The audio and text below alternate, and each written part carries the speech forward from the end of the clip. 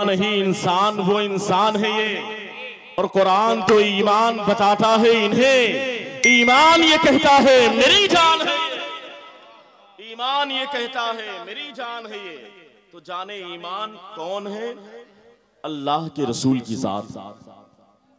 सरकार की मोहब्बत जिसके सीने में है वो दुनिया में भी कामयाब है और इंशाअल्लाह ताला आखिरत में भी कामयाब। अगर सरकार की मोहब्बत नहीं है तो कोई चीज काम में आने वाली नहीं। कहा था ना कलंदर लाहौरी डॉक्टर इकबाल, वो लाहौर जहां से हिजरत करके ये सादात का काफिला हज़रत नुमानुल्लाह शाह कादरी लाहौर से हिंदुस्तान आया, पेशावर होते हुए इस सरजमीन पर आकर के आपने कदम रखा। और आज अल्हम्दुलिल्लाह एक ऐसी शमा रोशन हुई है कि अल्हम्दुलिल्लाह अभी आप चंद लम्हों के बाद देखेंगे कि दारुल नोमानिया असगरिया से फारिग होने वाले 7 हुफ़ाज़े इकराम, कितने? 7 हुफ़ाज़े इकराम। अल्हम्दुलिल्लाह उस कलंदर लाहौरी ने कहा था कि मोहम्मद से वफा तूने तो हम तेरे हैं, ये जहां चीज है क्या लौहो कलम तेरे। बहुत अच्छे, बहुत अच्छे। ये जहां चीज है क्या लौहो कलम तेरे, लौहो कलम तेरे हैं। हज़रात गिरामी, कसम खुदा की दारुल असगरिया नोमानिया जिसकी क़यादत और सदारत हमारे करम फरमा पैकर अखलाक व मोहब्बत हज़रत अल्लामा कारी अजहर अली साहब किबला सैयद अजहर अली साहब किबला मद्दज़िलहुल आली व नूरानी फरमा रहे हैं। दुआ करें कि अल्लाह उनकी उम्र में बरकतें अता फरमाए और उनका पूरा जो काफिला है स्टाफ, दुआ करें कि अल्लाह सबको दीन और दुनिया की भलाइयों से नवाजे। इसलिए कि आप जानते हैं कि कारखाने जब कहीं पर कायम होते हैं तो कभी कारखाना आपने देखा होगा लोहे का कारखाना जी। अब लोहे के कारखाने से मिसाल के तौर पर ये स्टैंड बना हुआ, लोहे के कारखाने से ये स्टैंड बना है जिस पर आप बना करके वीडियो बना रहे हैं। लोहे के स्टैंड से टेंट लग जाता है जी। लोहे के कारखाने से लोहे का सामान तैयार होता है। अगर लकड़ी का कहीं पर कारखाना हो तो वहां से फर्नीचर का सामान तैयार होता है, तख्त बनता है, सरमाइका बनता है, न जाने क्या क्या चीजें बनती हैं। लकड़ी के कारखाने से लकड़ी का सामान बनता है, लोहे के कारखाने से लोहे का सामान बनता है, तांबे के कारखाने से तांबे का सामान बनता है, पीतल के कारखाने से पीतल का सामान बनता है, कागज की फैक्ट्री में कागज के सामान तैयार होते हैं, प्लास्टिक के कारखाने में प्लास्टिक का सामान तैयार होता है, आर्टिफिशियल कारखाने में आर्टिफिशियल सामान तैयार होता है। जो जिस चीज का कारखाना होता है वहां से वो मटेरियल के जरिए वो सामान तैयार होता है। लेकिन अल्हम्दुलिल्लाह सुम्मा अल्हम्दुलिल्लाह ये फैजाने नोमानुल्लाह शाह कादरी है कि कमलपुर की सरजमीन पर दारुल नोमानिया असगरिया कायम हुआ। यह ऐसा कारखाना है जहां से लकड़ी और लोहे का सामान नहीं बल्कि हाफिज़े कुरान तैयार होते हैं। आलिम दीन सुभान अल्लाह, नारे तकबीर, नारे रिसालत, उलमाए अहले सुन्नत, फैजाने कुरान। ऐसा कारखाना कायम हुआ। हाँ हाँ हाँ हाँ, ये वो कारखाना है। बेशक। लकड़ी के कारखाने में लकड़ी का सामान, प्लास्टिक के कारखाने में प्लास्टिक का सामान। लेकिन अल्हम्दुलिल्लाह जो कारखाना यहाँ पर लगा है वहां से हाफिज़े कुरान बनते हैं। इसलिए कि ये मदरसा है तेरा मैं कदा नहीं साकी, यहाँ तो खाक से इंसान बनाएगा। आपने तो अपने बच्चों को ला करके सिर्फ दाखिला करवा दिया, लेकिन उसके बाद पूछिए एक मुदर्रिस से, सुबह से लेकर शाम तक और शाम से लेकर सुबह तक कितनी मेहनत कितनी मशक्कत करता है, तब जाकर के आपका बेटा हाफिज़े कुरान। और हज़रात गिरामी याद रखें, जिनका भी बेटा हाफिज़े कुरान बना अल्हम्दुलिल्लाह सुम्मा अल्हम्दुलिल्लाह वो यकीनन बहुत खुशनसीब इंसान। वो बाप भी खुशनसीब है जिसका बेटा हाफिज़े कुरान बने, वो माँ भी खुशनसीब है जिसका बेटा हाफिज़े कुरान बने। और याद रखें, सिर्फ दुनियावी तालीम अगर किसी को दी जाए तो उसकी बुनियाद पर वो कामयाब नहीं हो सकता। अगर दुनियावी तालीम की बुनियाद पर कोई कामयाब होता ना तो अपने वक्त का सबसे बड़ा कामयाब इंसान अबू जहल होता। वो जहालत का बाप ना होता, पढ़ा लिखा आदमी था, फसाहत और बलागत उसके अंदर थी, अपने जमाने का मोअज़्ज़ज़ था, सरदार था, पढ़ा लिखा आदमी था, लेकिन दीन ना होने की बुनियाद पर उसे अबू जहल करार दिया। पता क्या चला, जब दीन होगा तो कामयाब होगा। जिस घर में दीनदारी होगी वो घर कामयाब होगा, जिस खानदान में दीनदारी होगी वो खानदान कामयाब होगा, जिस मोहल्ले में दीनदारी होगी वो मोहल्ला कामयाब होगा, जिस इलाके में दीनदारी होगी वो इलाका कामयाब होगा। अगर दीन नहीं तो कामयाबी नहीं होगी। इसलिए हज़रात गिरामी, जो भी बाप है, बड़ी तवज्जो के साथ, बाप और माँ, एक फजीलत सुन लें, जो हाफिज कुरान अभी बनेंगे 7 हुफाज इकराम, अल्हम्दुलिल्लाह एक हाफिज कुरान होगा। मुख्तलिफ रिवायतें हैं, एक हाफिज कुरान की बुनियाद पर खानदान के 7 अफराद को अल्लाह बख्श देगा। कुछ रिवायतें हैं 70, कुछ रिवायतों में है कि पूरे खानदान को अल्लाह बख्श देगा। इख्तिलाफी रिवायत अपनी जगह पर, लेकिन फसाइल है। लेकिन कल मैदान महशर नफसी नफसी का आलम, कोई किसी का पुरसाने हाल नहीं। यहाँ तो मामला ये है कि जो आदमी साथ में बैठकर नौजवान इंसान पूरी रात मोबाइल पर गुजारता है ना, मरने के बाद वो भी अपने दोस्त के कब्रिस्तान पर, कब्र पर 1 घंटा रुकने के लिए तैयार जी। 1 घंटा कब्रिस्तान में रुकने के लिए तैयार है। जो पूरी पूरी रात चैटिंग करते रहते हैं, यूट्यूब पर मस्त रहते हैं, न जाने कैसी कैसी गंदी और या तस्वीरें देखते हैं, ऐसे जिगरी दोस्त, करीबी दोस्त भी कब्रिस्तान में अपने दोस्त के लिए 1 घंटा रुकने के लिए तैयार है जी। हज़रत मौलाए कायनात मौला अली शेर खुदा रज़ियल्लाहु ताला अन्हु फरमाते हैं, कब्रिस्तान से गुजरते तो आप रोने लगते। लोगों ने सवाल किया, या अमीरुल मोमिनीन आप रोते क्यों हैं? फरमाते हैं, ये कब्र आखिरत की पहली मंजिल है, जो यहाँ पर बच गया वो आगे भी बचता चला जाएगा। जो यहाँ बच गया आगे भी बचता चला जाएगा, जो यहाँ पर फंस गया वो आगे भी फंसता चला जाएगा जी। इसलिए कि मनो मिट्टी नीचे दफनाने के बाद कसम खुदा की कोई पुरसाने हाल नहीं होगा। अजीब व गरीब थे। लेकिन हज़रात गिरामी, कल मैदान महशर में कुछ ऐसे लोग होंगे जिनके सरों पर अल्लाह रहमत का नूरानी ताज रखेगा,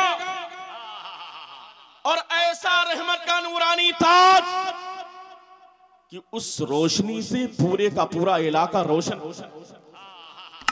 पूरे का पूरा इलाका रोशन। ईस्ट टू वेस्ट, मिनल मशरिक इलल मगरिब, पूरब से लेकर पश्चिम तक पूरे का पूरा इलाका रोशन हो जाएगा। लोग सवाल करेंगे, ये तो नफसी नफसी का आलम है, कोई किसी का पुरसाने हाल नहीं। आखिर ऐसे आलम में ये कौन लोग हैं जिनके सर पर अल्लाह ने रहमत का ऐसा नूरानी ताज रखा है, जिसकी बुनियाद पर मैदान महशर में आज रोशनी, चमक और दमक नजर आ रही है? आखिर ये है कौन लोग? लोग आपस में सवाल करेंगे। लगता है ये अंबिया इकराम की जमात है। जवाब मिलेगा, नहीं ये अंबिया इकराम नहीं है। लोग कहेंगे लगता है फिर ये सालिहीन की जमात है। जवाब मिलेगा, नहीं सालिहीन भी नहीं है। लोग कहेंगे लगता है ये सिद्दीकीन की जमात है। जवाब मिलेगा, नहीं ये सिद्दीकीन भी नहीं है। लोग कहेंगे लगता है शुहदा की जमात है।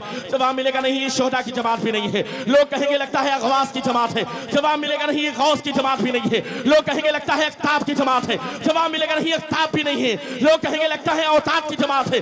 जवाब मिलेगा, नहीं औताद भी नहीं है। लोग कहेंगे लगता है अब्दाल की जमात है। जवाब मिलेगा, नहीं अब्दाल भी नहीं है। लोग कहेंगे लगता है फुकहा की जमात है। जवाब मिलेगा, नहीं ये फुकहा भी नहीं है। लोग कहेंगे लगता है मुहद्दिसीन की जमात है, जिनके सरों पर अल्लाह ने रहमत का नूरानी ताज रखा है। जवाब मिलेगा, नहीं मुहद्दिसीन भी नहीं है। लोग कहेंगे लगता है मुफस्सिरीन की जमात है। जवाब मिलेगा, नहीं मुफस्सिरीन भी नहीं है। लोग कहेंगे लगता है फिर उलमा की जमात है। जवाब मिलेगा, नहीं उलमा भी नहीं है। लोग कहेंगे फिर तो कुर्राए इकराम की जमात है। जवाब मिलेगा, नहीं कुर्राए इकराम भी नहीं है। लोग कहेंगे हुफाज़े इकराम की जमात होगी। जवाब मिलेगा, नहीं हुफाज़े इकराम भी नहीं है। लोग परेशान हाल होंगे। आखिर ऐसे नफसी नफसी के आलम में जब किसी का कोई पुरसाने हाल ना हो, किसी का कोई पूछने वाला ना हो, कोई अपने पसीने में डुबकियां लगा रहा होगा, कोई पसीने, किसी का पसीना घुटने तक होगा, किसी का पसीना टखने तक होगा, कोई अपने पसीनों में डुबकियां लगा रहा होगा। आखिर ऐसे आलम में ये कौन लोग हैं जिनके सरों पर रहमत का अल्लाह ने नूरानी ताज रखा है, जिसकी बुनियाद पर पूरे इलाके में रोशनी फैल गई है। पूरे मैदान महशर में रोशनी ही रोशनी है। फ्राम ईस्ट टू वेस्ट रोशनी ही रोशनी है। मशरिक से लेकर मगरिब तक रोशनी ही रोशनी है। आखिर ये कौन सी जमात है? लोग कहेंगे नबी है। जवाब मिलेगा, नहीं ये नबी नहीं है, सिद्दीक नहीं है, शुहदा नहीं है, सालिहीन नहीं है, अगवास नहीं है, अख्ताब नहीं है, औताद नहीं है, हुफाज नहीं है, मुहद्दिसीन नहीं है, मुफस्सिरीन नहीं है। लोग कहेंगे फिर ये कौन सी जमात है? जवाब मिलेगा, अरे ये वो लोग हैं जिन्होंने दुनिया में अपने बच्चों को हाफिज़े कुरान बनाया था या आलिमे दीन बनाया था। उनके माँ बाप हैं जिनके सरों पर अल्लाह ने आज रहमत का नूरानी ताज। नारे तकबीर,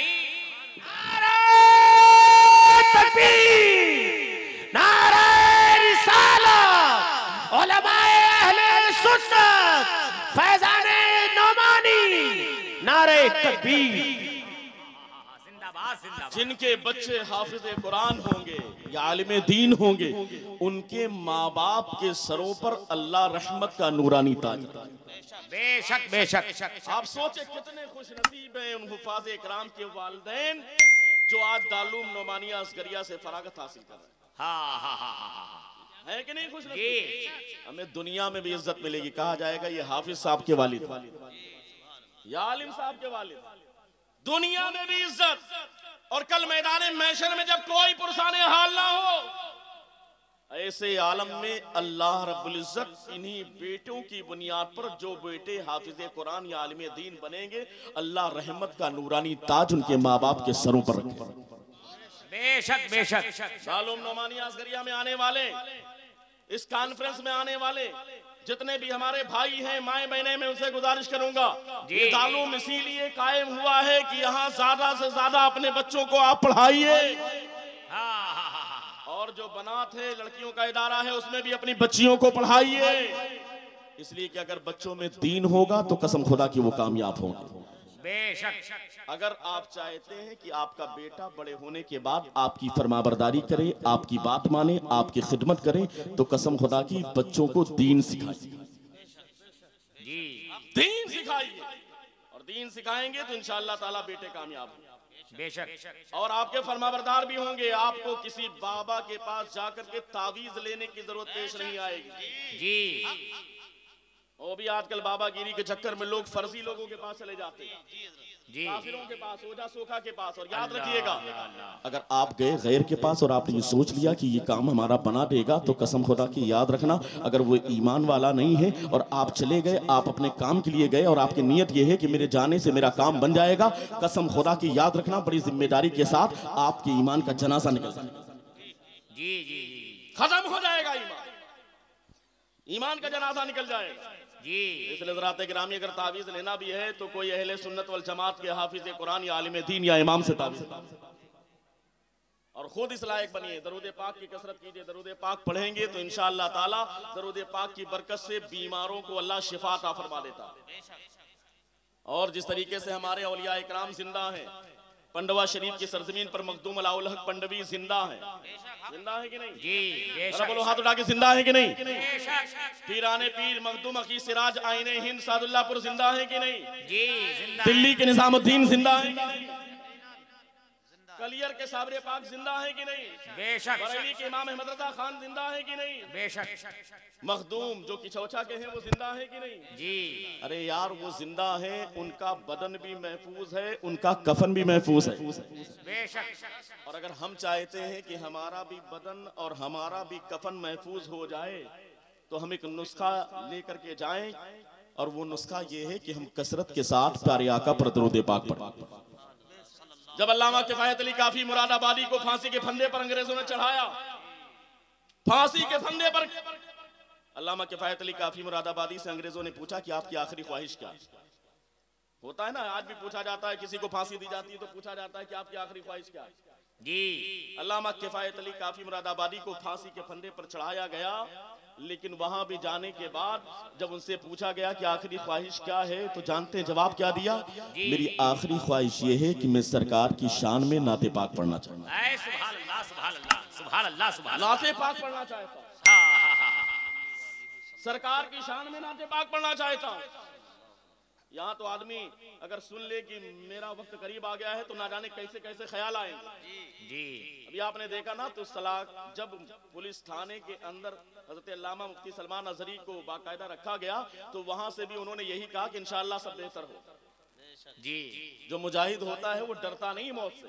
बिल्कुल बिल्कुल, वो डरता नहीं है मौत से। बेशक। कसम खुदा की, मौत तो आनी है, ये दुनिया फानी है, वो एक लम्हे का मामला है, उसके बाद हमेशा के लिए अल्लाह उसे जिंदगी अता फरमा देता है। बहुत अच्छे, बहुत अच्छे। और जो लोग चाहते हैं कि वो मरने के बाद फिर हमेशा की जिंदगी उन्हें भी सरकार के सदके में मिल जाए और उनका कफन भी महफूज हो जाए, बदन भी महफूज हो जाए, तो अल्लामा किफायत अली काफी मुरादाबादी का ये शेर सुने। उन्होंने कहा था मुझे सरकार की शान में नाते पाक पढ़नी है। कहा अच्छा नाते पाक पढ़ लो। जानते हैं फांसी के फंदे पर खड़े होकर के अल्लामा किफायत अली काफी मुरादाबादी ने एक शेर पढ़ा था, कोई गुल बाकी रहेगा ना चमन रह जाएगा, पर रसूलुल्लाह था दीने हसन रह जाएगा। जो पढ़ेगा साहिबे औलाद के ऊपर दुरूद, आग से उसका तन बदन हो जाए। जिंदाबाद जिंदाबाद। वाह वाह वाह वाह वाह वाह। जो पढ़ेगा साहिबे लौलाक के ऊपर दुरूद, जी जो पढ़ेगा साहिबे लौलाक के ऊपर दुरूद, आग से महफूज उसका तन। नारे तकबीर। आप हजरात खड़े हो जाएं। हुजूर पीरे तरीकत अल्लामा सैयद मुकीमुर रहमान साहब क़िबला रामपुर की धरती से तशरीफ लाए हुए हैं। जरा खड़े हो जाएं, खड़े होकर नारे का जवाब दें। नारे तकबीर। तो अगर हम चाहते हैं कि मरने के बाद हमारा भी बदन महफूज हो जाए, कफन महफूज हो जाए, तो हम प्यारे आका पर कसरत के साथ दुरूद पाक पढ़ा। जिस तरीके से हमारे उपास इकराम जो फारिग हो रहे हैं, इनके बारे में रिवायतों में आता है कि हाफिज कुरान के जिस्मों को भी अल्लाह रब्बुल इज्जत ने जमीन पर हराम करार दिया है कि हाफिज कुरान के जिस्मों को खाए। हाफिज कुरान का जिस्म भी महफूज हो जाता है। वो कितने खुशनसीब हैं माँ बाप, और उससे ज्यादा खुशनसीब है वो बेटा जिसको अल्लाह ने हाफिज कुरान बनाया। तो इसलिए हज़रात इकरामी अपने बच्चों को दीन सिखाओ, और याद रखना जो भी बाप है और जो माँ है, या आने वाले वक्त में जो बाप बनेंगे, गौर से सुने बस एक आखिरी बात, तुम बाप कहलाने के हकदार उस वक्त हो जबकि तुम्हारा बेटा दीनदार।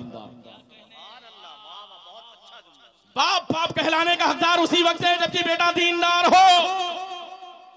आपके 4 बेटे हैं, एक मुंबई में पैसा कमा रहा हो, एक सऊदी चला जाए, एक दुबई चला जाए, और एक बाहर चला जाए। उसके बाद आप चौराहे पर बैठ करके चाय की दुकान पर अपने कॉलर को टाइट करके ये बोलो कि हमारा एक बेटा 25,000, दूसरा 25,000, एक 25,000, चौथा 25,000, 1 लाख रुपए महीने में आता है। बहुत अच्छी बात है, ये तुम्हारी दुआएं हैं जो बेटों के हक में कबूल हुई है। बेटे दुनिया कमा रहे हैं, लेकिन जरा बताओ तो सही, तुम्हारा बेटा जो 4 बेटे हैं उनमें से कौन सा बेटा है जो 5 वक्ता नमाज भी पढ़ता है? कौन सा बेटा है जो ज़कात भी अदा करता है? कौन सा बेटा है जो रमजान में पूरे रोजे भी रखता है? कौन सा बेटा है जो गरीबों की मदद भी करता है? तुम्हारा बेटा दीनदार कितना है? इसलिए कि कुल्लुकुम राइन व कुल्लुकुम मसूलुन अन रइयतिही, तुम में से हर शख्स जिम्मेदार है, और जो जिसका जिम्मेदार है उसके बारे में उससे सवाल किया जाएगा। अगर बाप है तो घर का गार्जियन है, उससे उसके घर के बारे में सवाल किया जाएगा। अगर घर का दादा जिम्मेदार है तो उससे सवाल किया जाएगा। अगर तुम्हारा बेटा खुराफात करता है या तुम्हारी बेटी तुम्हारी निगाहों के सामने खुराफात करे, तुम्हारा बेटा मोबाइल लेकर के फाश और या तस्वीरें तुम्हारी निगाहों के सामने देखे, लेकिन तुम्हारी जबान में इतनी ताकत ना हो कि तुम अपने बेटे को रोक सको, तुम्हारी बेटियां तुम्हारी निगाहों के सामने टीवी खोल करके न जाने कैसी कैसी फाश और या तस्वीरें देखें, गंदे गंदे सीरियल देखें, लेकिन माँ की जबान में इतनी ताकत ना हो कि माँ अपनी बेटी को रोक सके, तो लानत है इसी माँ पर और लानत है ऐसे बाप पर कि जिसकी निगाहों के सामने उसके बेटे गलत काम करते हो, जिसकी निगाहों के सामने उसके बेटियां गलत काम करती हो। अरे बाप कहलाने का हकदार उस वक्त है जबकि उसका बेटा दीन के रास्ते पर चल रहा हो। मामा कहलाने के हकदार उस वक्त है जब उसकी बेटी दीन के रास्ते पर चल रही हो, दीनदारी से काम ले रही हो, वो दीन सीख रही हो, शरीयत की तालीमात हासिल कर रही हो, इस्लामी तालीमात को हासिल करने के लिए वो आगे बढ़ रही हो। ऐसे बाप लायक मुबारकबाद हुआ करते हैं, ऐसी माँ लायक मुबारकबाद हुआ करती है। और हज़रात गिरामी, अगर तुमने अपने बेटे को दीन ना सिखाया तो आखिरी मेरा जुमला लेकर के जाना, हो सके तो सीने में बसाना और सोचना, जो लोग बाप होते हैं, जो लोग माँ हैं और जो माएँ हैं हमारी, और जो बाप हैं जिनके बेटे दीन से करीब नहीं होते, जिनके बेटे मस्जिद से करीब नहीं होते, जिनकी बेटियां इस्लामी तालीमात से करीब नहीं होती, जिनके बेटे घर से निकल करके मस्जिद की जानिब नहीं जाते। अरे यार, तुम्हारा बेटा स्कूल ना जाए ना, 2-3 दिन स्कूल ना जाए तो बेटे को मारने के लिए तैयार हो जाते हो, बेटे को डांटते भी हो, लेकिन तुम्हारा बेटा मस्जिद ना जाए, 1 हफ्ते गुजर जाए, तुम्हारे सर पर जो भी ना रहेंगे। क्या तुम्हें अल्लाह के रसूल का फरमान याद नहीं है? अल्लाह के रसूल सल्लल्लाहु अलैहि वसल्लम ने हदीस पाक में इरशाद फरमाया, जब तुम्हारा बेटा और तुम्हारी बेटी 7 साल के हो जाए तो उन्हें नमाज की तलकीन करो, और जब तुम्हारे बेटे और बेटी 10 साल के हो जाए तो उन्हें मार करके नमाज पढ़ाओ। अगर इस फरमान पर अमल कौन करेगा? हम सिर्फ नारा लगाने वाले मुसलमान बन जाए, सिर्फ ज़बानी तौर पर मुसलमान बन जाए? याद रखना, दिल से ईमान लाना जरूरी है, अमली तौर पर मैदान में उतरना जरूरी है। इसलिए कि हम ज़बान से कहने के लिए तो तैयार हो जाते हैं कि हम तो नबी के नाम पर जान देने के लिए तैयार है, लेकिन हम नबी के फरमान पर अमल करने के लिए तैयार नहीं होते। अरे यार, अभी भी वक्त है, बदल दो वक्त को, फरमानो खुदा के लिए, चराग बन के जलो बज़्म मुस्तफ़ा के लिए। आज हमारी अपनी गलतियां हैं जिसकी बुनियाद पर आज सालिब हम पर मुसल्लत कर दिए गए हैं, और यही हमारा हाल रहा। अभी हमने तरीका छोड़ा है तो आज नौबत ही आ गई है, कहीं दामने मुस्तफ़ा छोड़ गया तो कसम खुदा की हम कहीं के नहीं रह जाएंगे, हमारी दुनिया आखिरत सब तबाह हो जाएगी। इसलिए कि तरीके मुस्तफ़ा को छोड़ना है वजह बर्बादी, इसी से कौम दुनिया में हुई बेइक़्तिदार अपनी। इसलिए हज़रात गिरामी अभी भी वक्त है, आओ बदल दो वक्त को परवानो खुदा के लिए, चिराग बन के जलो बज़्म मुस्तफा के लिए। जिनका बेटा दीनदार नहीं, जिनकी बेटियां दीनदार नहीं, सुनो कल मैदानी मैशर होगा। एक नौजवान इंसान है, अल्लाह रब्बुल इज़्ज़त हुक्म देगा, ए फरिश्तों ये नौजवान बड़ा गुनहगार है, स्याकार है, बदकार है, बहुत बड़ा सियाशियार है। मेरे आखिरी जुमले, आखिरी रिवायत गौर से सुन लो हज़रात गिरामी, उसके बाद मैं अपनी जगह पर बैठ जाऊंगा। तवज्जो के साथ सुनना। नौजवान इंसान है, गुनाहों में मुलव्विस रहने वाला इंसान है, बड़ा सियाशियार है, गुनहगार है, बदकार है, स्याकार है, रातों दिन गुनाहों में मुलव्विस रहने वाला इंसान है। अल्लाह ने फरिश्तों को हुक्म दिया, ए फरिश्तों उसे उठा करके जहन्नम में डाल दिया जाए। फरिश्ते आकर के उसे पकड़ते हैं, पकड़ने के बाद जहन्नम की जानिब ले जाने का इरादा करते हैं। वो नौजवान तड़प जाता है, फरिश्तों के वसीले से अल्लाह की बारगाह में रिज़ा पेश करता है। ए फरिश्तों, अल्लाह की बारगाह में रिज़ा पेश करो, मैं गुनहगार हूँ, स्याकार हूँ, बदकार हूँ, यकीनन मैं बहुत बड़ा मुजरिम हूँ, यकीनन मैं बहुत बड़ा गुनहगार हूँ, यकीनन मैंने रातों दिन गुनाहों में जिंदगी गुजारी है, यकीनन सर से लेकर पैर तक पूरा बदन गुनाहों में मुलव्विस है। न जाने कैसे कैसे गुनाह मैंने किए हैं। हज़रात गिरामी, हम भी जरा सोचे तो सही, न जाने कितनी गलतियां हमने की है, लेकिन हम तो जिंदगी ऐसे गुजारते हैं, ऐसे लगता है कभी हमें मरना ही नहीं है, और मर के दुनिया से ऐसे चले जाएंगे जैसे लगता है कभी जिंदा ही नहीं थे। और हश्र का मामला तो बड़ा अजीब व गरीब है, इसलिए कि खुदा का हार है गजब पर, खुले हैं बदकारियों के दफ्तर, बचा लो आकर मेरे पैगंबर की सख्त मुश्किल हिसाब में है। किसी का पसीना घुटने तक, किसी का पसीना टखने तक, कोई अपने पसीनों में डुबकियां लगा रहा होगा। ऐसे आलम में यौमा यफिरुल मरउ मिन अखी व उम्मिही व अबी व साहिबती व बनी लिकुल्लि इम्रिइन मिनहुम यौमइज़िन शान युगनी, जबकि बाप बेटे को पहचानने से इनकार कर दे, शौहर अपनी बीवी को पहचानने से इनकार कर दे। ऐसे आलम में जरा सोचो तो सही, कोई किसी का पुरसाने हाल नहीं होगा। जरा गौर से सुनना। एक नौजवान है, गुनाहों में मुलव्विस रहने वाला इंसान है, फरिश्तों को अल्लाह ने हुक्म दिया इसे उठा करके जहन्नम की आग में झोंक दिया जाए, इसे जहन्नम में डाल दिया जाए। जरा सोचे तो सही, हमारे जिस्म तो बड़े नाजुक हैं, हम आग को कैसे बर्दाश्त करेंगे। अरे हम तो थोड़ी सी सर्दी को बर्दाश्त नहीं कर पाते, हम तो थोड़ी सी गर्मी को बर्दाश्त नहीं कर पाते, हम तो एक डॉक्टर के इंजेक्शन को बर्दाश्त नहीं कर पाते। जरा सोचे तो सही, हम कब्र के अजाब को कैसे बर्दाश्त करेंगे, हम जहन्नम की आग को कैसे बर्दाश्त करेंगे। आज अल्लाह ने हुक्म दिया नौजवान को उठा करके जहन्नम में डाल दिया जाए। वो नौजवान तड़प करके फरिश्तों के वसीले से अल्लाह की बारगाह में रिज़ा पेश करेगा। ए फरिश्तों, अल्लाह की बारगाह में रिज़ा पेश करो, मैं गुनहगार हूँ, स्याकार हूँ, बदकार हूँ, मैं बहुत बड़ा मुजरिम हूँ, लेकिन फरिश्तों के वसीले से अल्लाह की बारगाह में रिज़ा पेश करेगा। ए पालनहार, परवरदिगार, ए रब्बुल आलमीन, मैं बहुत बड़ा मुजरिम हूँ, मुझे इस बात का इतराफ है, मैंने बहुत ज्यादा गुनाह किया है, मुझे इस बात का इतराफ है, रातों दिन मैंने गुनाहों में गुजारा है, मुझे इस बात का इतराफ है। लेकिन ए फरिश्तों, अल्लाह की बारगाह में रिज़ा पेश करो, मुझे थोड़ी देर के लिए मोहलत दे दी जाए, मुझे थोड़ी देर का वक्त दे दिया जाए, मुझे थोड़ी देर का वक्फा दे दिया जाए, उसके बाद मैं खुद जहन्नम में जाने के लिए तैयार हूँ। मुझे इस बात का इतराफ है कि मैं बहुत बड़ा मुजरिम हूँ, मुझे इस बात का इतराफ है कि मैं बहुत बड़ा गुनहगार हूँ, मुझे इस बात का इतराफ है कि मैं बहुत बड़ा स्याकार हूँ। फरिश्ते अल्लाह की बारगाह में रिज़ा पेश करेंगे। ए पालनहार, परवरदिगार, जिस बंदे के बारे में तूने हुक्म दिया है कि उठा करके जहन्नम में डाल दिया जाए, आज वो नौजवान तेरी बारगाह में रिज़ा पेश कर रहा है।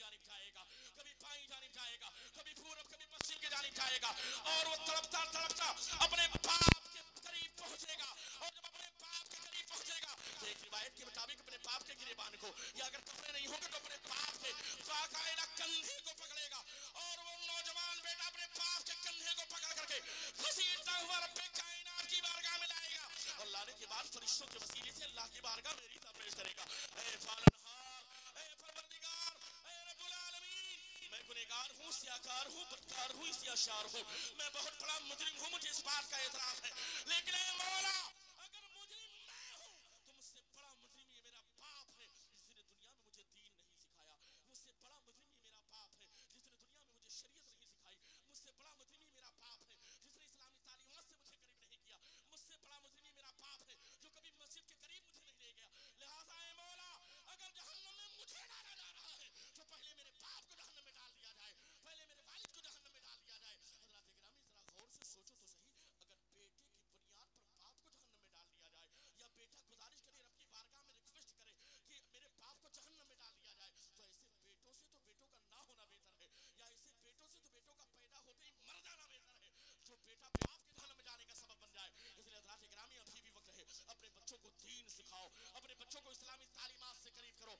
बच्चों को उलमा से करीब करो, अपने बच्चों को मस्जिद और मदरसे से करीब करो।